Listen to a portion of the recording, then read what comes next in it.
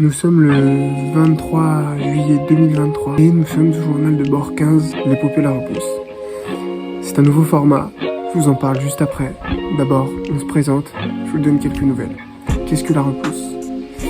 La Repousse, c'est un défi, c'est une épopée qui vise à mobiliser 2,5 millions de Français en 12 ans pour transformer nos paysages avec nos bras. Et ce, en organisant un chantier tous les mois pour installer, pérenniser une ferme locale. Quelques nouvelles. Déjà où j'en suis. Je suis toujours en travail saisonnier, à m'occuper d'abeilles et de miel, entre piqûres, doigts qui collent et gourmandises à outrance, tout va bien. Une bonne nouvelle, l'association La Repousse est validée. Ça va nous permettre d'avancer, de créer un compte bancaire, etc. En plus de ça, on a réalisé un bon travail de fond, notamment un plan qui est pour l'instant beaucoup trop ambitieux, mais c'est pas grave, c'est un premier plan, c'est déjà bien, on a une feuille de route pour partir. Voilà, cette semaine, il y a beaucoup de choses qui se sont passées, des gens qui sont prêts à œuvrer sur La Repousse, vous en saurez très vite, bien plus. Et surtout, très bonne nouvelle, 2 nouveaux chantiers. Et donc les 3 prochains ont des dates, sont fixées.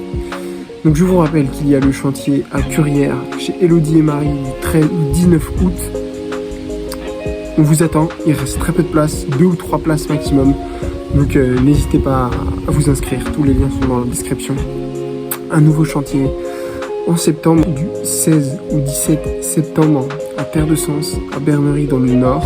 Ensuite, un autre chantier, dans le Pas-de-Calais cette fois, juste à côté, du 12, 13, 14 et 15 octobre, à l'écolieu de Rive-en-Rêve.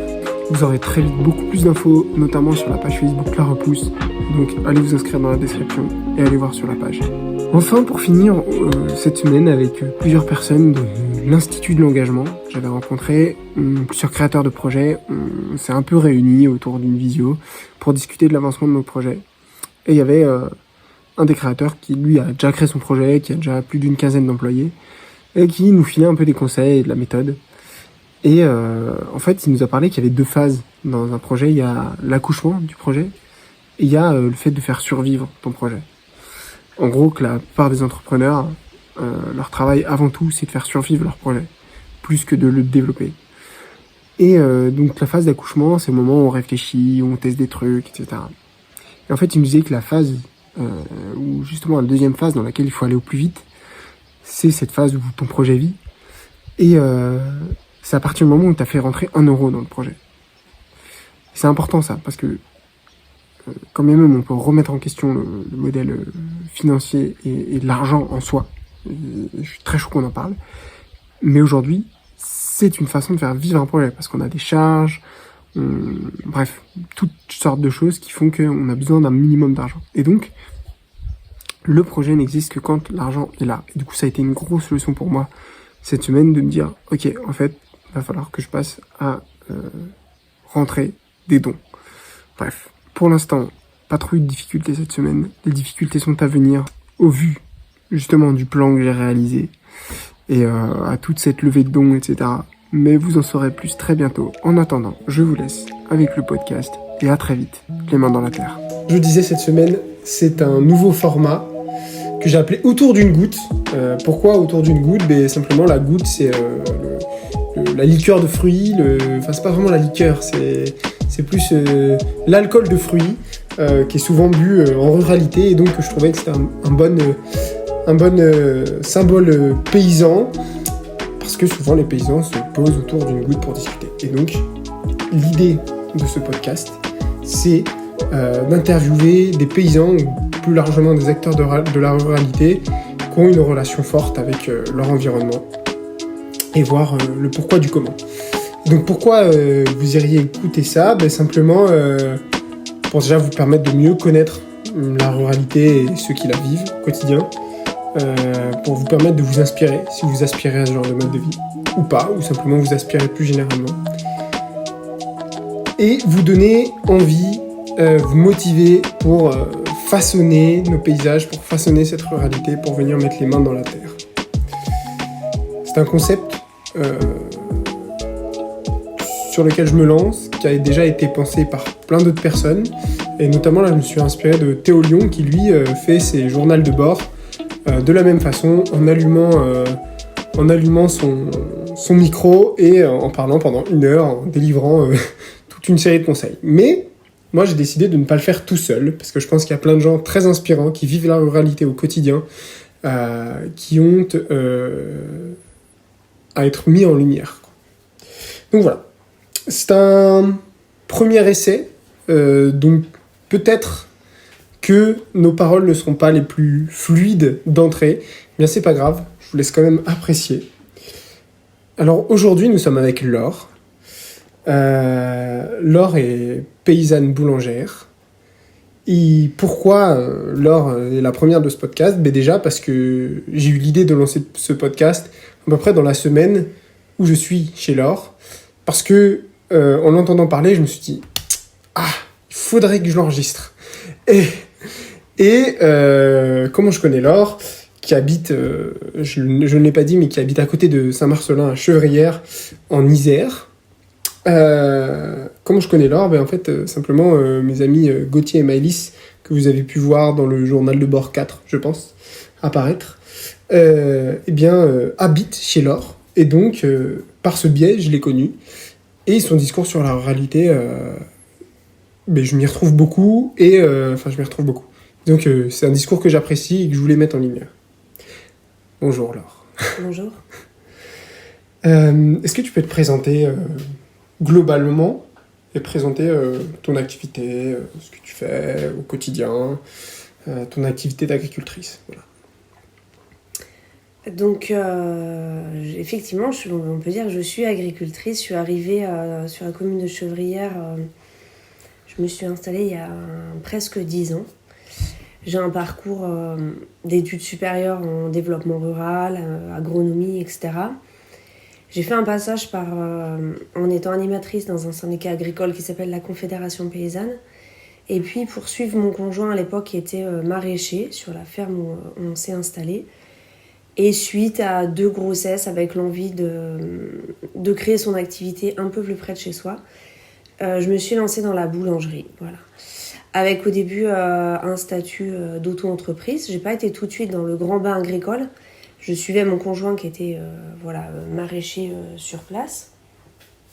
Et c'est comme ça, petit à petit, peut-être presque sans m'en apercevoir, que j'ai mis un pied dans l'agriculture et avec aujourd'hui un statut officiel d'agricultrice, avec principalement une activité de boulangerie, de minoterie et de gestion, de me retrouver sur une ferme avec tout ce que ça implique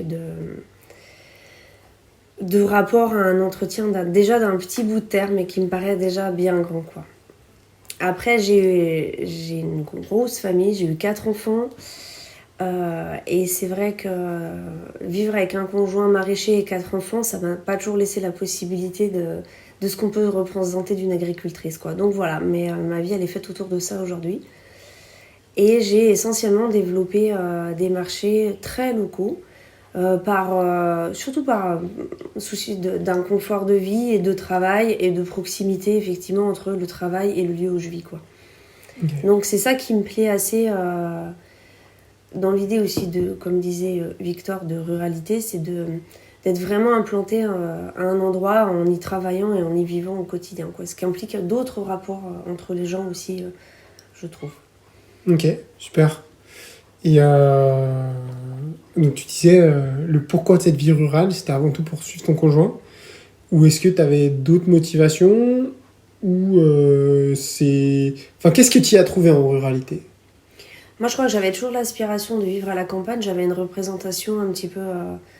je cherchais un peu un idéal à la campagne, on va dire. Et c'est vrai que quand on a quitté Grenoble à l'époque, on avait cherché dans le périurbain et j'avais toujours souhaité aller un peu plus loin que voilà, ces zones qui sont des intermédiaires entre les villes et la campagne. Et je trouve qu'il y a aussi une certaine il y a encore les effets de la ville.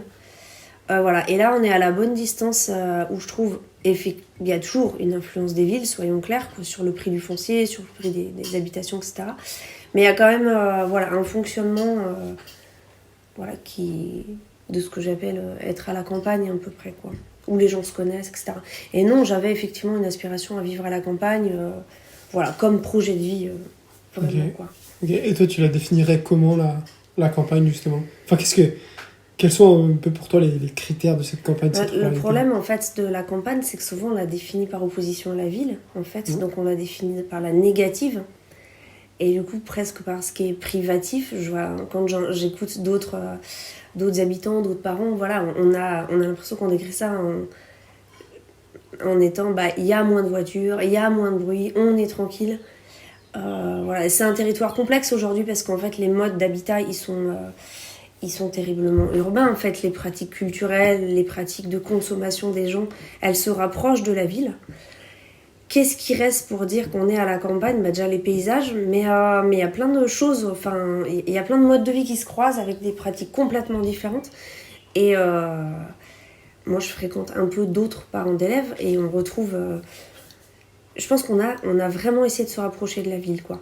Après, dans réinvestir la ruralité, c'est justement, pour moi, ce qui fait sens dans les jeunes générations qui sont arrivées et qui veulent revendiquer autre chose, c'est pas seulement être dans l'agriculture, mais c'est aussi avoir un mode de vie qui est plus éloigné des centres de consommation, avec peut-être une certaine...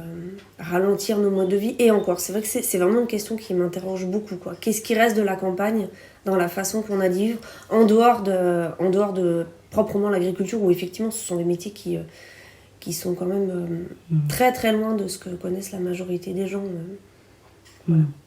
Et quand tu dis ce qui reste, parce que tu penses qu'à une époque, on la définissait moins vis-à-vis de la ville, tu penses qu'à une époque, genre, t'avais une définition plus claire de ce qu'était la ruralité comparée à aujourd'hui? La ruralité, elle était très négative. Moi, voilà, c'était ceux qui n'étaient pas entrés dans le progrès quand même à une époque. Aujourd'hui, au-delà d'une vision idéalisée, où c'est pas un retour au passé que de choisir de revenir à la campagne. Et puis je pense qu'il n'y aura pas de retour au passé non plus. Les campagnes, elles existent aujourd'hui parce qu'il y a des connexions internet, parce qu'on peut travailler en télétravail, parce que je suis pas sûre qu'on puisse demander à beaucoup de gens de se couper du monde, alors que en fait on n'est jamais coupé du monde aujourd'hui. Mais après c'est comment on change ses modes de vie, de consommation. Est-ce qu'on fait un jardin? Est-ce qu'on est en lien? Moi, je pense que déjà, c'est par rapport aux liens qu'on a entre les gens, recréer des communautés de gens proches, même si on n'est pas d'accord sur les mêmes sujets, mais une communauté de voisinage aussi, quoi, de connaître ses voisins, d'accepter les interactions, de faire effectivement de la politique à ces micro-échelles. Et c'est être dans un vivre ensemble qui est quand même, qui produit de la réflexion quant au fait des fois de ne pas être d'accord, pas forcément être sur les mêmes lignes politiques, mais une évidence de se dire, en fait, on vit ensemble au quotidien. Voilà. Et de le faire intelligemment, de le faire en respectant les activités des uns et des autres. On est dans des espaces où, il y a des gens qui travaillent loin, il y a des gens qui travaillent près, il y a des hauts pouvoirs d'achat, des gens qui font pas du tout de jardin, il y en a qui en font un peu. Mais une communauté de gens qui s'entraident, dans un espace relativement naturel, quoi, en général. Relativement, on va dire. Ok. En tout cas, où... et où on peut choisir, même si on se rapproche de mode de vie urbain, on peut choisir un peu à tout moment d'avoir une certaine autonomie ou de se rendre compte qu'on peut avoir des besoins simples. Par exemple, c'est vrai que moi, j'ai vécu le Covid sur le lieu où j'habite aujourd'hui. Il se trouve qu'à cette époque, j'ai eu aussi un accident du travail qui m'a, entre guillemets, permis de débrayer professionnellement, parce que sinon, j'en avais pas la possibilité. Et c'est vrai que le Covid, quand on est à la campagne, j'ai trouvé ça hyper convivial, en fait. C'était se détacher du quotidien, laisser les enfants dehors. Et puis, du coup, on retrouve la simplicité de se dire « Ah, mais c'est simple de vivre, en fait. C'est simple, il suffit d'appeler des voisins, de se voir simplement. Tout devient simple, en fait. On repense... à la fois, on est plus éloigné, on est plus dépendant de la voiture parce que les distances sont grandes, et en même temps, de pouvoir le week-end se dire... de pas nécessairement bouger de son territoire pour se sentir en loisir ou avoir la possibilité de débrayer du quotidien, quoi. Ok, est-ce que t'as... Mais je pense d'ailleurs, c'est pas forcément propre à la ruralité, ça.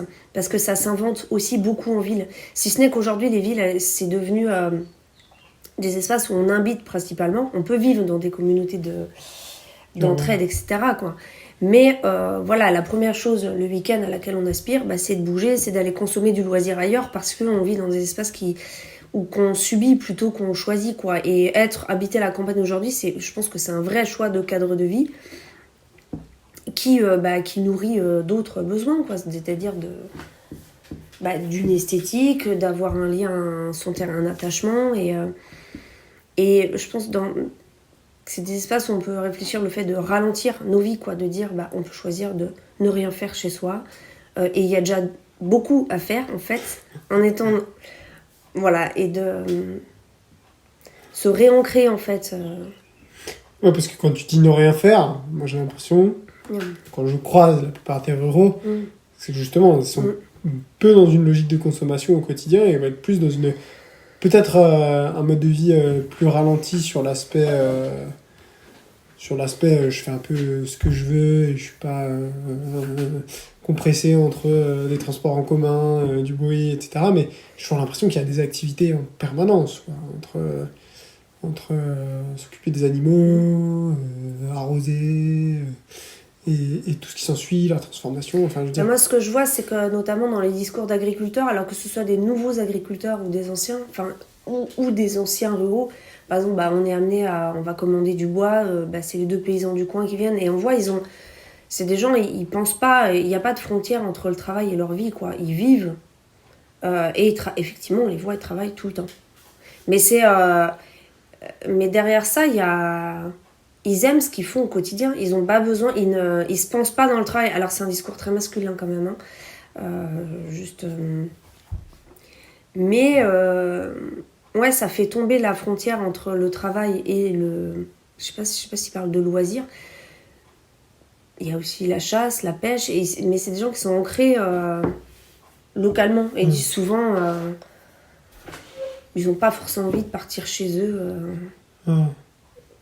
pour du temps de vacances, quoi. Et moi, c'est un rapport au territoire qui me fait quand même réfléchir sur ce que nous autres, on attendait.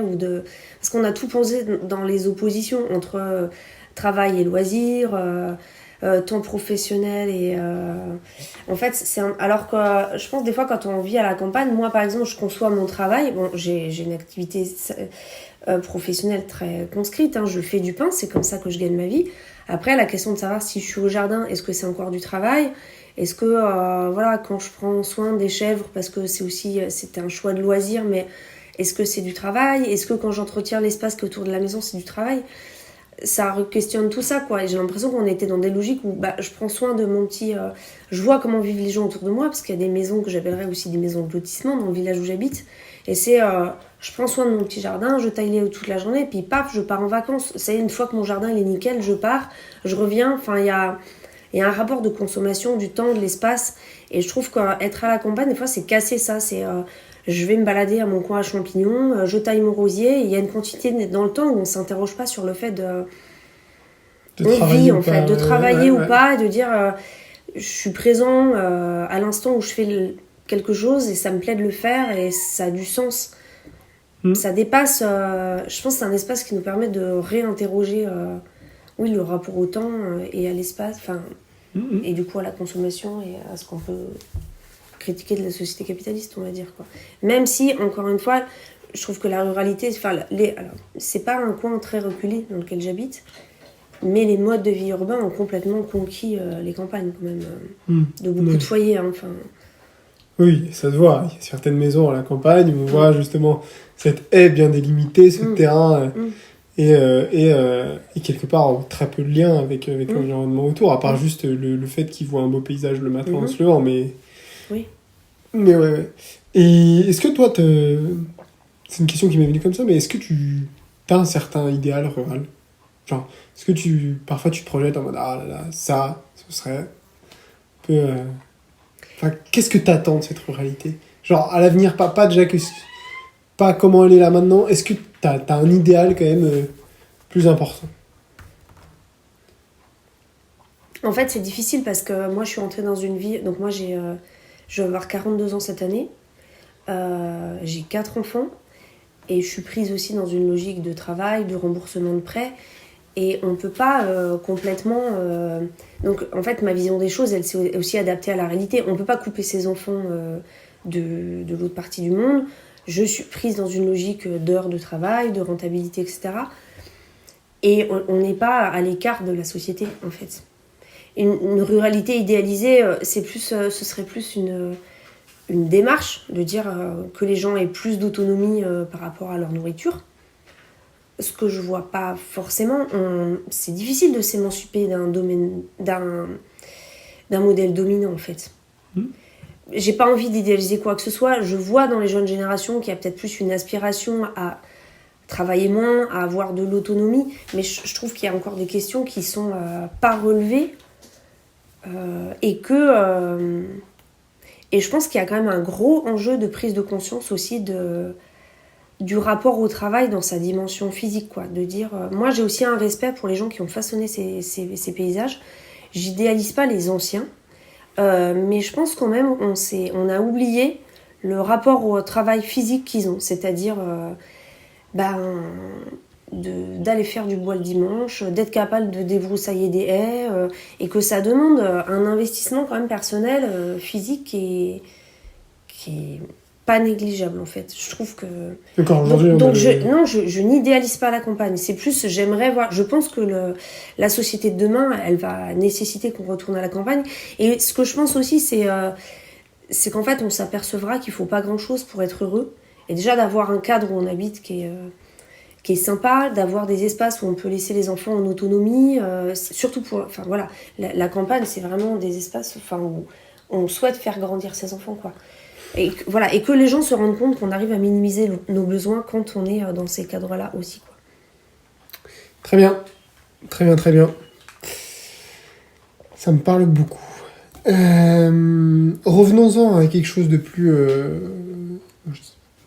je sais pas si le mot terre à terre est bien employé, mais en tout cas de toi, ta vie, en tant que paysanne, boulangère. C'est quoi les grandes difficultés? Et tu peux les lier un peu avec les difficultés de la ruralité, mais j'ai plus envie de te voir, genre un peu de toi dans ton quotidien. C'est quoi tes difficultés aujourd'hui? Alors moi, j'ai pas vraiment investi, je suis quand même dépendante d'un voisin pour tout ce qui est prestations agricoles, travail du sol. Bon, ma difficulté, c'est de concilier...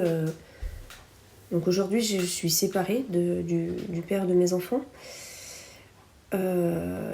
Donc ma difficulté, oui, c'est de concilier vie professionnelle et vie familiale, comme beaucoup de gens. Et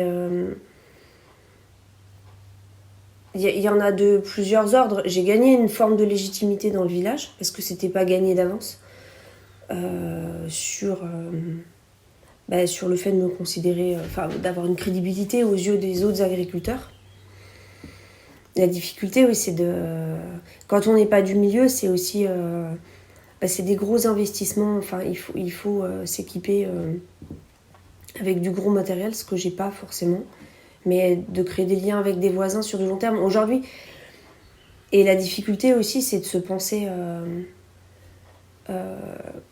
dans le temps, dans le fait les questions qui me préoccupent le plus aujourd'hui, c'est de me voir vieillir dans ce travail, par exemple, effectivement. Et de ce qui est possible de faire avec l'usure du corps dans le travail agricole, quoi. Ce que je disais tout à l'heure, la composante physique quand même de nos travails, elle est quand même importante.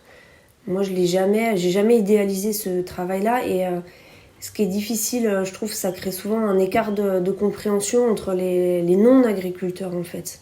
Je le ressens un peu comme un manque c'est pas tant un manque de considération, mais je trouve la réalité de nos travails, elle est quand même peu prise en compte dans les débats sociétaux, et du coup ça se retrouve aussi avec les amis que je fréquente qui sont surtout dans d'autres travails de fonctionnaires, ça. Et je trouve c'est difficile de faire comprendre nos réalités de vie, même si c'est des choix. Des fois il y a des écarts culturels sur le fait de ne pas avoir de jours fériés. Alors aujourd'hui j'arrive beaucoup plus à... Ma priorité, c'est de donner plus de place aux vacances, à des choses comme ça, mais ça m'a pris des années, en fait. Voilà. Et et la difficulté, elle est, voilà, encore une fois, de concilier un idéal, enfin, on va dire, un travail agricole qui est très preneur de temps, avec une société moderne où on a envie de passer du temps avec ses enfants en tête-à-tête, où on a l'impression de voir passer le temps sans profiter des gens qui nous entourent, parce que, oui, quelque part, il y a toujours quelque chose à faire. Et ça fait un écart avec les gens qui ont des vacances et qui... voilà. Après, le rapport au monde, je pense qu'on peut l'avoir par plein d'autres choses, quoi. On n'est pas obligé de partir en voyage tous les ans pour avoir une ouverture au monde. Ouais, mais quand même, quoi. C'est accordé d'avoir des temps de repos marqués où tu as l'occasion de couper. C'est plus ça, quelque part, les vacances. C'est quand tu peux vraiment couper avec ce que tu fais avec le quotidien. Il y a couper, mais pour moi, dans les vacances, il y a aussi une forme d'exotisme. C'est-à-dire qui ressource, quand j'ai d'ouverture au monde, de dire tiens, il y a d'autres paysages, tiens, il y a une autre histoire, que ce soit à 200 km de chez moi. Mais ouais, couper de son mode de vie, moi je pense que c'est régénérateur quand même pour le cerveau, et puis pas de... On n'est plus à l'époque où voilà, on fait agriculteur comme son arrière-grand-père et son père, et on se pose pas de questions. Aujourd'hui, on a besoin de savoir que c'est un choix au quotidien, de se dire j'ai choisi d'être agriculteur, j'aime bien, j'ai choisi de vivre comme ça, et que ça reste un choix. Et du coup, de prendre du recul de temps en temps, de se dire tiens, en fait, d'aller découvrir ailleurs, c'est aussi se nourrir soi intérieurement, et se redire aussi à soi-même que c'est un choix de faire ce travail-là comme ça, de vivre ce mode de vie-là, quoi. Ok. Ça me parle bien. Ok. Pas seulement la dimension physique, ouais. Ouais, parce qu'aujourd'hui, on a cette capacité de se dire, en fait, si je veux, je peux très bien aller faire un petit CDI, payé au SMIC, et en fait, je serai aux 35 heures, et je vais pas me casser le dos, quoi. Donc, c'est un peu pourquoi je me casse le dos, d'une certaine manière. Pourquoi je me casse le dos ? Il faut que ça reste un choix. Que ça reste un choix, et je pense qu'il y a plein de choses à réinventer, et puis pour convaincre aussi d'autres. Mais il y a... Moi, je suis pas... j'idéalise pas une ruralité passée, vraiment pas. Je pense qu'il n'y aura jamais de retour en arrière dans un modèle global, quoi. Mais, et justement, les aspirations des gens aujourd'hui, mais c'est quand même d'avoir ces périodes d'ouverture, ces périodes où on break, ces périodes où... et aussi où on peut se permettre... moi, j'idéalise pas forcément l'activité agricole en soi, quoi. On pourrait habiter 10 ans à la campagne, 5 ans en ville, et c'est des périodes de la vie, en fait, qu'on peut choisir, et... ça n'empêche pas de naviguer de l'un à l'autre, quoi. Okay. C'est pas ad vitam aeternam, dans une dimension, je sais pas, revanchard ou nationaliste, j'ai rien à prouver, en fait, quoi. Mais c'est plus, que chacun trouve un épanouissement, et puis s'émanciper des valeurs et des références de la société capitaliste, quoi, dans ce cas-là, de consommation, etc., quoi. Ok. Et quelque part, tu l'as dit, le pourquoi tu continues. Ma prochaine question, c'était malgré les difficultés, qu'est-ce qui fait tenir ? Mais c'est quelque part ce sens-là que tu as posé.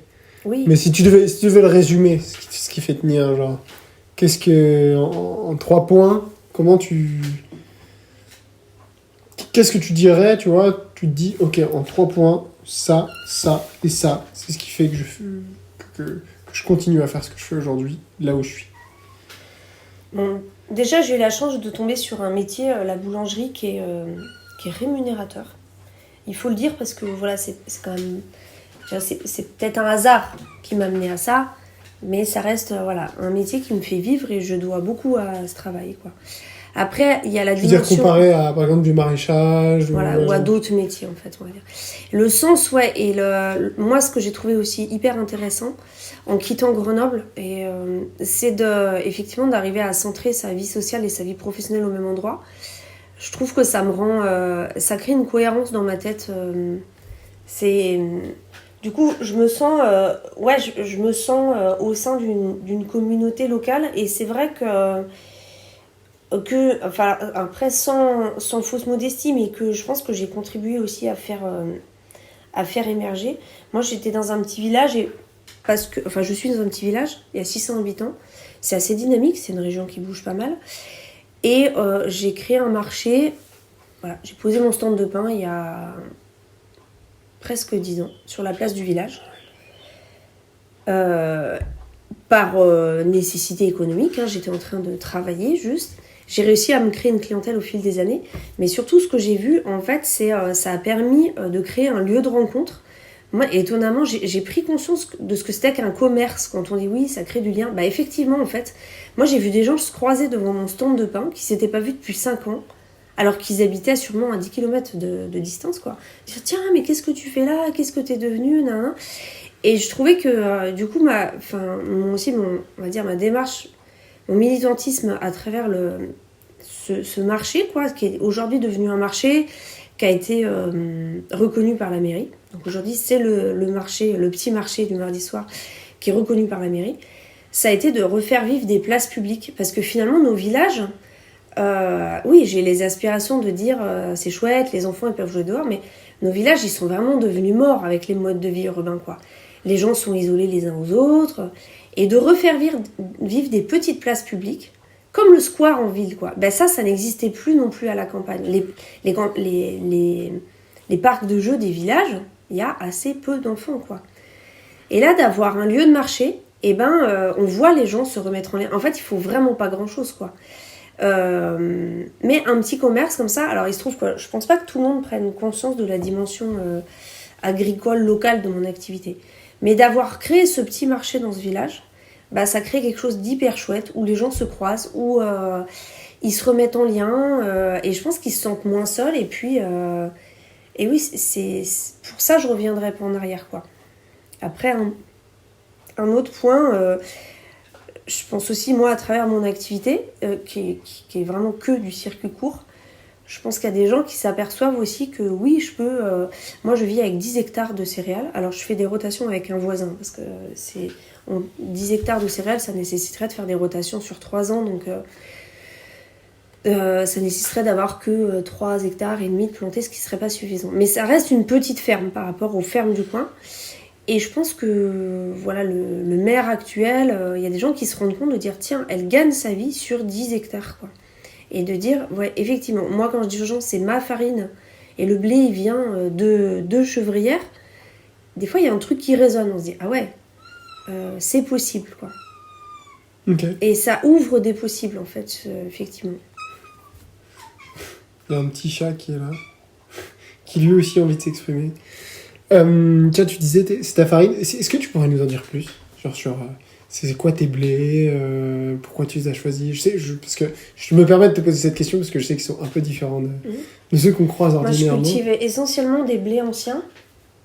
Donc c'est des mélanges, enfin il y a plusieurs variétés dont je les connais pas toutes. Il y a du rouge de Bordeaux, de la C7 de Provence, la Touzelle, enfin je suis pas très experte là-dessus, mais c'est un mélange de variétés anciennes que je ressème d'année en année. Et c'était pour répondre aussi, c'est vrai qu'il y a eu le pain, c'est vraiment un produit qui a été beaucoup questionné ces dernières années, enfin qu'il l'est encore, à travers la question du gluten. Et du coup, c'est des variétés qui permettent d'avoir une meilleure digestibilité du pain. Et je pense, et aussi qui ont plus de goût. Et moi, j'ai vu revenir des gens... alors, il y a toujours une grande défiance vis-à-vis du pain, voilà, à travers les clients. Mais j'essaie de me rapprocher, je reste dans un produit qui est accessible. Et notamment à Chevrières, je pense que...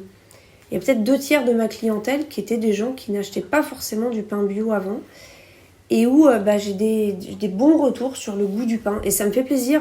Moi, personnellement, je ne suis pas forcément sensible au goût du pain. Mais quand les gens me disent « Ah, votre farine, elle est super bonne, votre pain, il est super bon », je me dis bingo, quoi. Et de faire revenir les gens au goût des choses, ça, c'est une différence. Et je me dis... Et en plus, alors c'est possible parce que je suis en circuit court et que je produis moi-même mes céréales. Parce que c'est des céréales qui ont peu de rendement. Et en filière longue, ça nécessiterait, ça impliquerait des coûts beaucoup plus importants, quoi. Mmh. Mais c'est aussi ça, en fait, travailler à ces petites échelles, ça permet de proposer des variétés qui sont aussi mieux adaptées au territoire, qui ont besoin de moins d'intrants, même si c'est à relativiser, quoi. mais voilà, et qui sont intéressantes pour les consommateurs, quoi. Ok. Et je pense que c'est important aussi qu'on se rende compte de qu'est-ce que ça peut être la vie d'un agriculteur, même si toutes les vies d'agriculteurs sont très différentes, j'imagine, entre quelqu'un qui fait du maraîchage, quelqu'un qui fait des grandes cultures, ou alors quelqu'un qui va, comme toi, faire paysan boulanger, qui est paysanne boulangère. Ma question, ça ressemble à quoi une semaine? Enfin, quel grand type d'activité tu vas avoir dans une semaine? Alors moi déjà, je suis agricultrice, je suis une femme en agriculture. Et du coup, c'est quand même... moi, je suis prise aussi dans des logiques, donc à travers aussi ma précédente expérience de vie de famille avec un maraîcher, quoi, de vie de couple et de vie de famille. Il y avait aussi cette question-là qui était prépondérante sur qu'est-ce que ça implique en tant que femme, donc femme de maraîcher et aujourd'hui femme agricultrice. Oui, ça crée une difficulté aussi à s'insérer parce que l'agriculture, ça reste un monde d'hommes qui consacrent toute leur semaine à leur métier, qui ne voient leur vie qu'à travers le prisme de leur métier. Et du coup, quand on est une femme, du coup, il y a d'autres choses qui rentrent dans la semaine type, quoi. Et c'est difficile, oui, c'est encore difficile de conjuguer une vie de femme agricultrice qui s'occupe de ses enfants et du reste. Et moi, j'ai construit mon activité autour des enfants. Et c'est difficile de faire des choix. C'est difficile de se dire... donc moi, j'essaie de profiter de mes enfants aussi, de les faire manger le midi quand je peux. Déjà parce que ce que je leur donne à manger me coûte quand même beaucoup moins cher que de payer la cantine, vu que j'ai accès... j'ai le pain, je troque de la viande, des œufs, des légumes... mais c'est vrai qu'en fait, aujourd'hui, on a des vies, je pense, quand on habite en ville, quand on est salarié, on a des vies vachement segmentées. Et là, une journée d'agricultrice, c'est... on se lève... Donc moi, ma journée de boulangerie, je commence très tôt le matin, je reviens, je fais une pause, je fais déjeuner les enfants. Éventuellement, ça arrive plus aujourd'hui, mais on peut étendre une lessive. Enfin, c'est un aller-retour permanent. Et mes journées de non-boulangerie, oui, c'est une succession de... je fais des trucs dans la maison, je fais des trucs dehors, dans la maison, dehors. Et ça crée aussi une fatigue. Il y a un certain confort, je pense, dans la vie de salarié, de dire... même si on a vu aussi les travers de la double journée. La double journée, elle existe réellement, quoi. Et là, la double journée, elle existe dès 8h du matin, quoi. Et du coup, mais c'est vrai que ça crée une cohérence de vie. Il faut que ça reste des choix, de dire, je fais manger les enfants, le boulot il attend, je fais avancer tel truc de bricolage ou pas. Donc c'est un aller-retour permanent entre des tâches domestiques, la vie de famille et le travail, quoi. Ok. Ouais, c'est ça. Et des périodes, et accepter qu'il y ait des périodes où on est plus dehors, puis parce qu'on est soumis au temps aussi, de dire...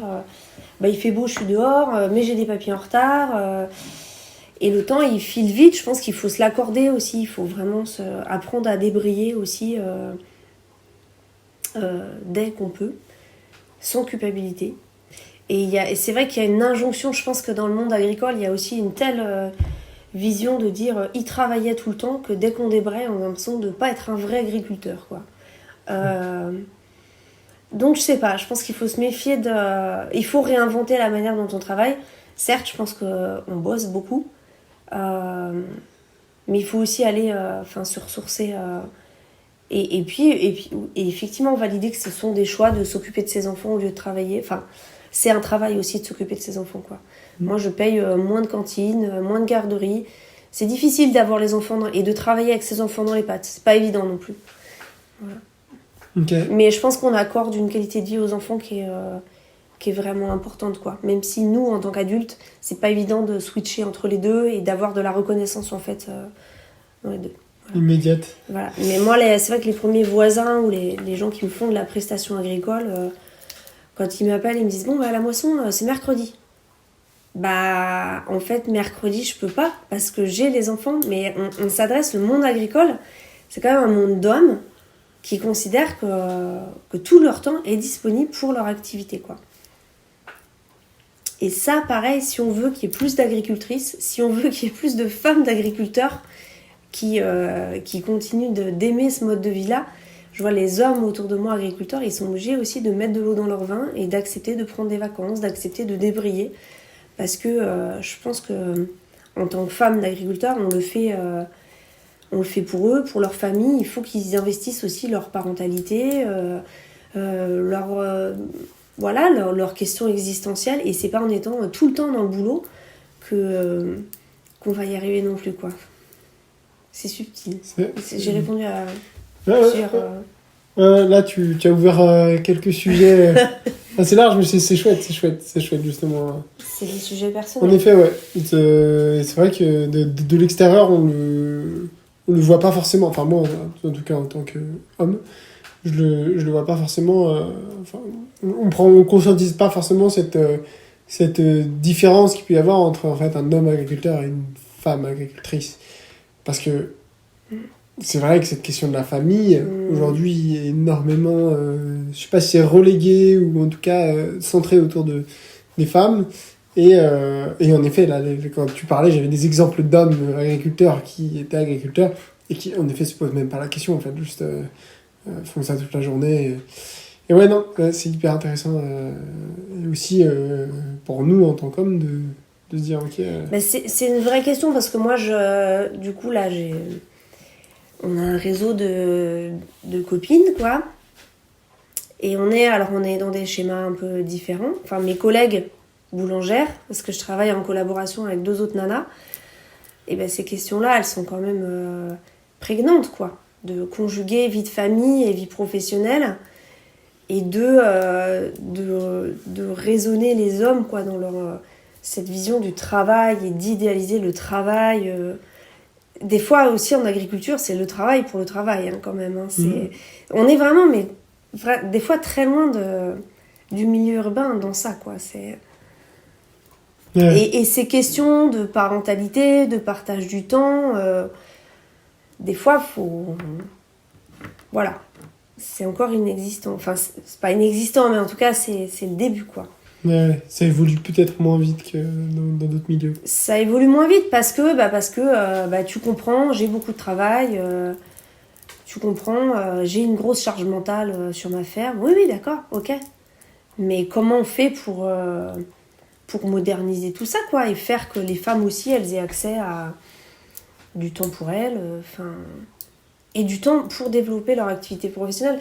Moi, j'ai vu la différence en étant... après, c'est un peu intime, hein, ces questions-là, mais aujourd'hui, je suis en garde alternée. Auparavant, en fait, je travaillais... Donc, on va dire que je travaillais à 80%, parce que je ne travaillais pas le mercredi. On pourrait aussi dire que je faisais un plein temps sur 4 jours. Je travaillais sur 4 jours pour laisser du temps à mon conjoint d'être maraîcher. J'avais pas beaucoup, donc je travaillais toujours dans des petits interstices, aller chercher les enfants à l'école, les faire goûter, surveiller les levains, relancer le moulin, remettre un seau de blé dans le moulin. C'était des temps hyper fragmentés et qui étaient pas où j'avais pas un sentiment de satisfaction, parce que je faisais toujours 3 choses en une, en fait, quoi. Le quotidien des femmes en agriculture, c'est ça. C'est travailler, penser au menu du midi. On a tout le temps la tête qui est séparée entre 3 choses, quoi. Est-ce que j'ai fait une lessive? Est-ce que j'ai rempli le papier, l'attestation scolaire? On n'oublie jamais les enfants, en fait, quand on est femme agricultrice, quoi.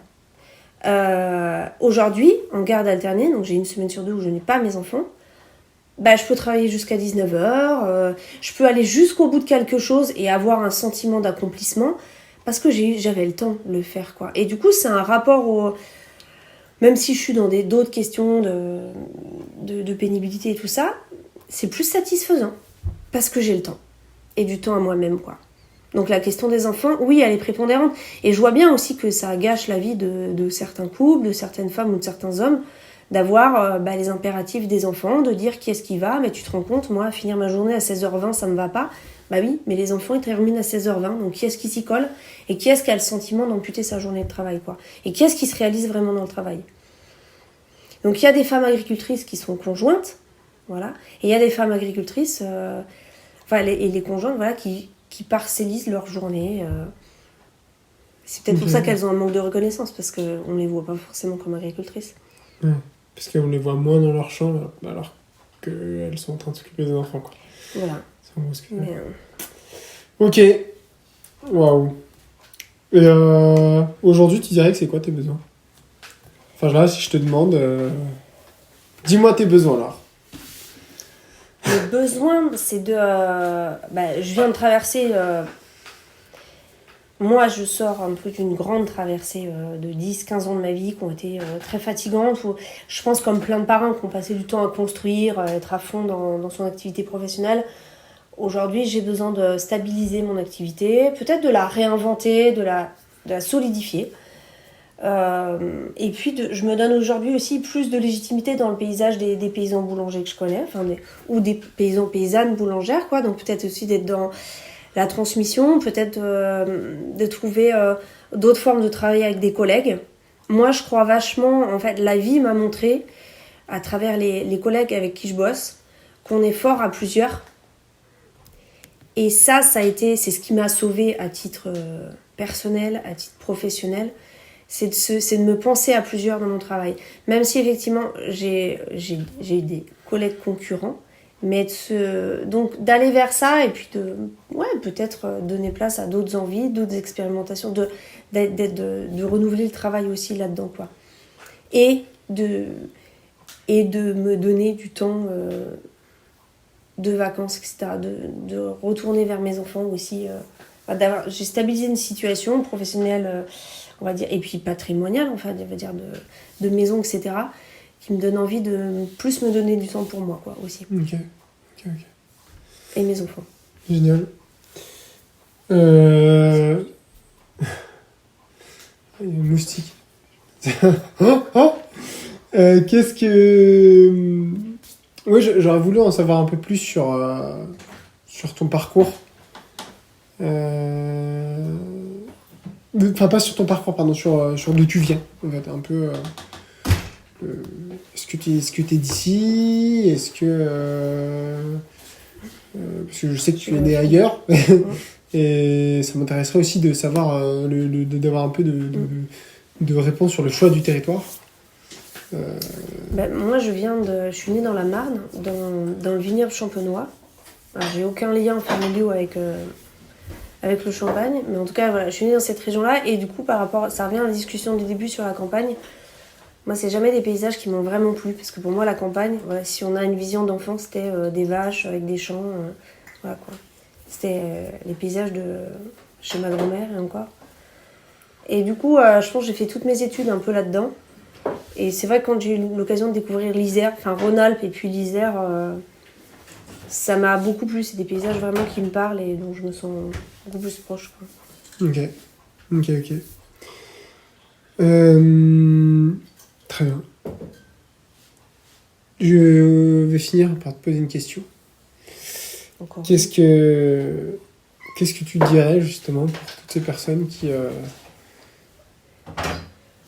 hésitent à mettre les mains dans la terre, qui sentent une aspiration là-dessus, qui sentent peut-être une espèce de déconnexion, ou qui simplement s'inquiètent sur la suite, hein, avec le dérèglement climatique, chute de la biodiversité, comment agir, et qui potentiellement se disent ok, en fait, peut-être que revenir à des activités manuelles et nourricières, ce serait intéressant. Et qu'est-ce que tu leur dirais pour passer le pas, on va dire? Moi, je pense pas qu'il faille faire les choses juste par idéologie, même si ce serait beau, mais je pense que ça n'a pas forcément prouvé que... Je pense qu'il faut que ça parte d'une envie, en fait, de se dire... Il faut que ça plaise, en fait, quoi. Ouais. Et ce que je vois aussi, c'est que tous les gens, de réinvestir des savoir-faire manuels, qu'ils soient agricoles ou autres, ça donne du plaisir aux gens de maîtriser, parce que si on voit finalement dans nos métiers, on ne fait pas forcément des choses toujours épanouissantes. Ce matin, j'ai soulevé des seaux de seigle, de grains de seigle pendant 1 heure dans la poussière. Bon, ça pourrait s'apparenter à plein de boulot pas passionnant. Mais c'est le fait d'avoir toute la chaîne et de se dire, de maîtriser l'ensemble qui est intéressant. Et puis oui, effectivement, le sens, quoi. Mais ça, le sens, ça se vit, c'est pas sur du papier, c'est pas tiens, va vers cette vie-là, elle a du sens. C'est faut en être convaincu intimement quand même, quoi. Je pense que les transitions, elles se font pas du jour au lendemain. Enfin, en tout cas, elles peuvent être longues. Et on a tous, je pense pas qu'on ait pas des modes de vie trop fermés, mais chacun avec son parcours va avoir la possibilité un jour d'être en rencontre avec ça ou pas. Et de manière différente, voilà, on peut être un informaticien pendant 20 ans et puis venir vivre à la campagne ou trouver que bah non, en fait, ça va pas du tout. Je pense que faut tout. Voilà, on a tous eu à un moment donné, parti en vacances ou autre, des souvenirs qui nous ont plu et d'avoir envie de reconnecter avec ça ou pas, quoi. Mais entre la réalité et puis ce qu'on s'en idéalise, il faut faire. Voilà, faut y aller doucement et puis pas se fixer des objectifs de fou, quoi. Faut vivre les choses et sentir si elles nous correspondent, quoi. Ok. Et aussi aller à la rencontre de ceux qui y sont déjà, quoi.